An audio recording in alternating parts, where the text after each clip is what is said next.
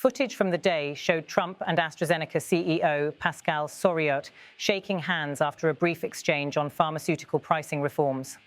The Oval Office, bathed in soft autumn light, became the backdrop for a moment that blended policy and personality. It was here that the president's health narrative intertwined with his broader political message, that of a tireless leader pushing forward despite criticism, age and pressure. Critics, however, were not entirely convinced. Some commentators questioned the phrasing of heart age as a clinical measure, calling it more promotional than scientific. Others argued that the White House's repetition of the word excellent echoed earlier reports that seemed curated for optics rather than transparency. Still, for Trump's base, the statement was clear and reassuring. Beyond the medical data, Trump's energy has become a core part of his public persona.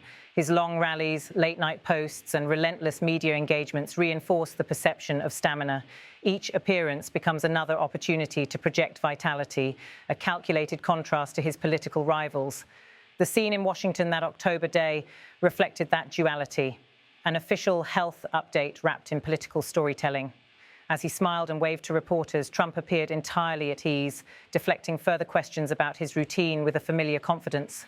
"We're doing great," he said briefly before exiting the room, leaving behind the lingering hum of conversation among journalists. Outside, the fall air carried a mix of curiosity and speculation. Analysts dissected the doctor's phrasing on cable news while supporters amplified the excellent health tagline across social media.